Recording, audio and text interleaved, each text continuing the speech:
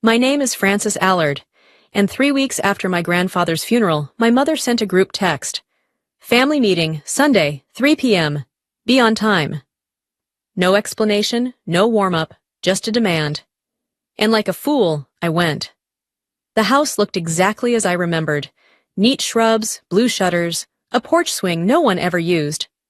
But something was different the moment I stepped inside. It wasn't the lighting. It wasn't the silence. It was the arrangement. My family seated stiffly in the living room, with 2 strangers in tailored suits already waiting. "Frances," my mother said, with that fixed smile she used at church potlucks and school fundraisers, the one that never reached her eyes. "Meet our family advisors." She gestured toward the 2 men like they were old friends, as if this wasn't an ambush with a dress code. One of them stood to shake my hand. I didn't move. I glanced at my sister Corinne, who stared into her lap like a scolded child, and then at my younger brother Mason, whose eyes were red but dry. My stepfather stood by the fireplace, arms folded like he'd been rehearsing that pose for weeks. "Would you like some coffee?" my mother asked. I set my leather folder on my lap and crossed my legs. "No, I'd like to know why I'm here." "Because we're family," she said, her voice syrupy and staged, "and your grandfather would have wanted us to work together." That's when I realized what this was. Not a meeting, not a conversation. It was a presentation, a coordinated effort to make me hand over the one thing they hadn't been able to steal when he was alive, his legacy, and unfortunately for them, I'd come prepared. My grandfather, Harold Vance, wasn't just the man who raised me. He was the reason I believed in structure, in spreadsheets, in sticking to the promises you make, even when no one's watching. He founded Vance Materials when he was 27, with a rusted pickup truck and a handshake loan from a neighbor.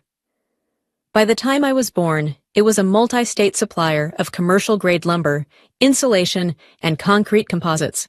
Every contractor within 5 counties knew his name. As a child, while my sister begged for sparkly shoes and Mason played with train sets, I asked to visit the warehouse. I loved the sharp scent of pine, the hum of forklifts, the way Grandpa's voice carried through the steel rafters when he walked the floor. When I was 12, he handed me my first ledger and said, "Let's see how your brain handles columns instead of crayons." I was hooked. My mother, Denise, never understood it. She liked nice things, and she liked them fast. She once told me, "Your grandfather builds warehouses. I build a life." That life included 3 maxed-out credit cards, a leased Mercedes, and a revolving door of crisis purchases, spa retreats labeled as emotional recovery, handbags bought on clearance, and charity galas for networking. The will was read 2 weeks after the funeral, in a wood-paneled conference room that smelled of furniture polish and antique leather. My mother wore black silk and oversized sunglasses, like she'd stepped off the set of a low-budget soap opera. Corinne sniffled softly through the preamble. Mason just looked confused. The executor, Mr. Halbrook, kept a steady voice as he moved through the formalities. Minor bequests, a scholarship donation to Grandpa's alma mater, a small trust for a retired employee. And then, to my granddaughter, Frances Claire Allard, I leave the remainder of my estate, including, but not limited to, all remaining shares in Vance Materials, my personal investment accounts, real property holdings, and personal effects. The room froze. I felt it before I heard the reaction. "This is a joke," my mother spat, pushing her sunglasses up to her forehead. He must have been confused. "Read it again." "I've read it several times, Mrs. Vance," Halbrook replied, unfazed. "Your father was explicit." Corinne gasped like it was a line from a stage play. "He loved all of us. He wouldn't pick favorites." Mason didn't say a word. He just rubbed his hands together, like he didn't know what to do with them. "This isn't happening," my mother whispered. But it was. In that moment, I wasn't just his granddaughter. I was the sole heir to everything Harold Vance had built from the ground up. And I wasn't ready. Later that day, in the parking lot, my mother approached me with calm poison in her voice. "Just sign everything over," she said. "I'll divide it fairly. I'll make sure everyone's cared for. I didn't answer. Not because I was unsure, but because I needed to choose my words carefully. I need time to think. She narrowed her eyes. This isn't yours, Francis. It's ours. Family money, family legacy. That's not what Grandpa said. Her mask slipped. He was manipulated. You spent too much time with him. He wasn't well. But he had been. He'd updated the will 6 months before his death. Fully lucid, fully intentional. I remembered the day well. He'd sat me down in his study and said, "They're going to hate this. But I built this for someone who understands what it cost me to make it. That person's not your mother." It wasn't a compliment. It was a burden, a responsibility, and it was now mine. The first message came that night. It was from Corinne. "Please don't let this ruin everything. We're still your family." Then my mother. "You'll understand once you have children of your own. Family comes first." Then Mason, a single-word text at 1:43 a.m. Why? By morning, my voicemail was full. Old friends of my mother. Women I hadn't seen since the neighborhood bake sales in middle school. "Francis, I'm heartbroken. Your mother always spoke so highly of you. This is such a disappointment." Disappointment. That word showed up a lot. What they didn't see, what they'd never cared to understand, was what Grandpa and I had actually built together. Not just a business relationship, but a bond forged in mutual respect. I didn't inherit it like a lottery. I earned it, one spreadsheet, one late-night phone call, one warehouse visit at a time. But none of that mattered in the court of family opinion. 2 days later, Mason showed up outside my apartment. No call, just his hunched figure on the lobby security cam, hands jammed in his jacket pockets, looking like a kid who'd forgotten his homework. When I opened the door, he didn't step inside. "I'm not here to argue," he said. "Okay." He glanced up, his eyes bloodshot but focused. "Mom's losing it. She's already calling realtors. Says she needs to refinance the house before you freeze the assets." I blinked. "I haven't frozen anything."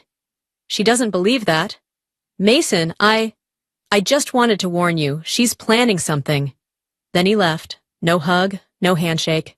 Just walked back down the hall, like he wasn't sure if he belonged anywhere anymore. I closed the door and stood there, silent. Not sad, not angry, just empty. It was beginning.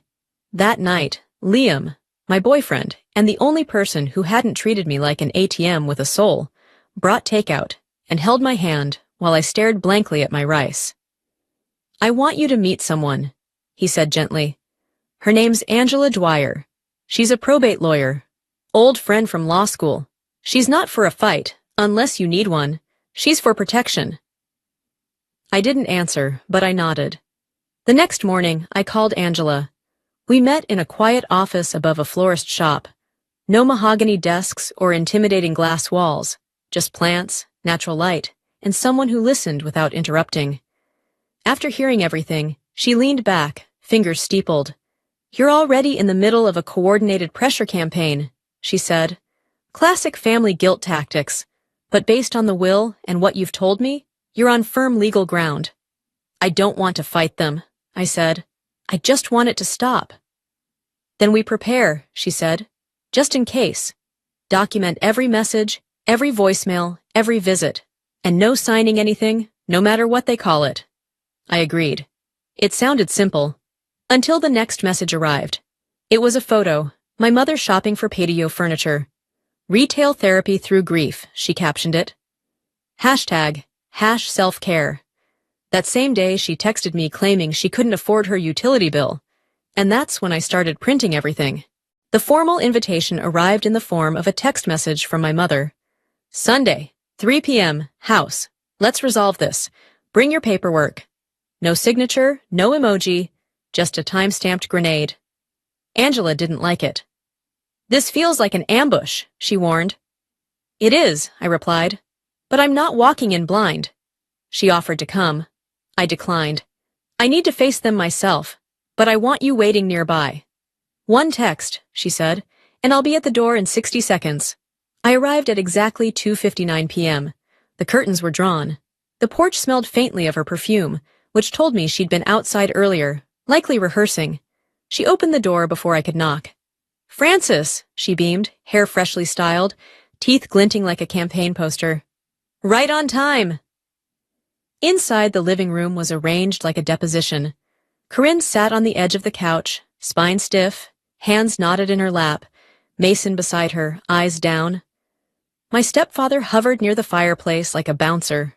And there they were, two suited men seated in the armchairs usually reserved for family, legal pads, briefcases, wedding bandans on their left hands, smiles too wide. "This is Mr. Hale and Mr. Darnell," my mother said, gesturing grandly. "They've kindly offered to help us untangle this unfortunate misunderstanding." I nodded but didn't offer a handshake. I wasn't here to play polite. Only one chair was open, a high-backed wooden one placed squarely across from them all. Interrogation seating. I sat without a word and laid my leather folder across my lap. "Would you like some coffee?" my mother asked again, still stuck on her desperate illusion of civility. "I'm fine. Let's get to it." Mr. Hale cleared his throat. "We're here today because your family is deeply concerned about the strain this has caused. No one wants a prolonged dispute, especially when your grandfather's intention was clearly for the family to stay united." I let the silence stretch. "He wrote a will!" My mother jumped in, her voice honeyed and firm. "And we're not disputing that, sweetheart. But surely you can agree that splitting everything between us would be more harmonious." "Harmony wasn't in the will either." Mr. Darnell opened his briefcase, sliding a stack of documents across the table. "This is a voluntary redistribution agreement. You retain a healthy percentage, 20%. The rest returns to the family, as was always understood." "Understood by whom?" Corinne finally spoke. "Grandpa was sick, Francis. He wasn't thinking clearly. He thought you'd know what to do." "I do know," I said calmly, "which is why I won't be signing that." Mason stirred. "Mom says if we don't sort this now, we might lose the house." "And why is that?" I asked, still calm. "Did someone take out a second mortgage again?" My mother's expression cracked for a split second, before snapping back into place. "Francis, don't do this." Mr. Hale jumped in. "It would be unfortunate if this moved to court. Claims of undue influence could muddy the estate's reputation." There it was, the threat, dressed up in legalese and polished leather. I placed my hand on the folder. "Before I respond, I'd like to clarify one thing." I looked at Craig. 6 months ago, you mentioned to Grandpa's nurse that you'd already put a deposit on a property in Naples. Was that with inheritance money you hadn't yet received? His mouth opened, then closed. "I have a recording," I continued, "and a paper trail." My mother's smile vanished. I opened the folder and laid out one sheet. A printout from my grandfather's ledger. His handwriting. "Loaned Denise $30,000. She said it was for Mason's college. Heard later it was a crisis cruise." Last time. Then the next. A dated Instagram photo of her sipping champagne aboard a ship. Caption, "Deserved this. #blessed." I looked up at the two advisors. "Still feel like drawing up paperwork today?" They didn't answer. Neither did anyone else. My mother stood so suddenly, her chair scraped against the hardwood. "You ungrateful little—" I didn't flinch. I just slid another paper across the table. "May 8th. You told Grandpa Rachel needed emergency dental surgery. He gave you 20 grand. I glanced at Corinne. "You were in Scottsdale that weekend. Spa package, right? I remember the monogrammed robe." Corinne went pale. Craig cursed under his breath. "Francis, this is low, digging through a dead man's notes to twist his memory against his own family." "He wasn't confused," I said. "He was exhausted, and he kept records because he knew this would happen." I reached for the last item in my folder. A sealed envelope, slightly worn, addressed in my grandfather's looping script, for Francis. If they come for it. I didn't open it. I didn't need to. But the two men in suits were already shifting in their chairs, the confidence draining from their posture. Mr. Hale adjusted his tie. "Miss Allard, we were told this would be a cooperative conversation." "It was never going to be that." And you're not legal counsel, are you? Just pressure brokers. I turned to my mother. You didn't tell them I already retained a real lawyer, did you? She's in a car outside. One word from me, and she's at the door. The two advisors stood up in near unison. We'll excuse ourselves, one muttered, snapping his briefcase shut. Mrs. Vance, we were unaware of any pending counsel representation. My mother's expression turned to stone. This isn't over, she hissed. Actually, I said, standing, it is. I gathered my documents, slow and deliberate. I'm not signing anything. I won't enable your spending, and I won't let you rewrite the past just because the present no longer suits you. You owe us. I owe Grandpa. That's who I'm honoring. Then Mason stood. Everyone froze, even Craig. I didn't know, Mason said quietly, about the cruise or the spa, or that you used my name to take money from him. He looked at Mom. You said Francis was selfish, but you lied. About everything. Mason, sit down, she snapped. No. The word hit like a bell. He turned to me. Can I come with you? I nodded. Let's go. Craig stepped forward, chest puffed. You little... I raised my phone. This conversation's been recorded. He stopped cold. We left in silence, passing the stunned faces of a family that had always assumed I'd bend. Not this time. Angela was already out of her car when we stepped onto the driveway. You okay? She asked, eyeing Mason. He's with me, I said. And we're done here. Behind us, the door slammed so hard the porch light flickered. But for once, I didn't look back. Mason didn't speak much on the ride back. He sat in the passenger seat, staring straight ahead, his fingers occasionally tightening around the seatbelt. When we reached my apartment, he followed me inside without asking if he could stay. He already knew. You're on the couch, I said. It folds out. Sheets are clean. He nodded. Thanks. We didn't talk about what happened. Not that night. We just sat in the quiet. I made tea. He drank it. I scrolled through emails. He stared at the ceiling. The silence wasn't heavy. It was healing. By morning, I had a plan. I returned to Grandpa's house, the one I now legally owned, but hadn't touched since the funeral. I unlocked the front door, the air stale with memory and dust. I went straight to his study. The smell of old paper, cedar, and coffee grounds still lingered. His desk was exactly as he left it. I opened the center drawer and found the journal. Flipping through its pages, I saw everything. Dates, numbers, names, annotations in his sharp, unfussy handwriting. And a new note I'd missed the first time, scribbled in the margin near the back. Frances has what Denise never learned, restraint, clarity. If she chooses to lead, this business may survive me. If she chooses to love, it may outlive us both. I sat there a long time, just breathing. That afternoon, I met Angela for lunch and showed her the journal. She helped me file it as supplementary evidence with the probate court, sealing any loophole that might be exploited later. We also drafted the paperwork for a small educational trust in Mason's name, just enough to support his degree without tying him to anyone's leash. Angela nodded as I signed it. This is clean, fair, generous. When I got home that evening, Mason was reading one of Grandpa's old trade magazines on the couch. You know, I said, leaning on the doorframe, he always wanted to expand the business into green materials. Eco-lumber, thermal concrete, but the board wouldn't move fast enough. Mason looked up. I remember. He used to rant about it during dinner. I smiled. What would you say to an internship? Real work, no shortcuts. He blinked. Are you serious? Completely. A slow smile spread across his face. Relief, hope, maybe a trace of pride. Then yeah, he said. I'd like that.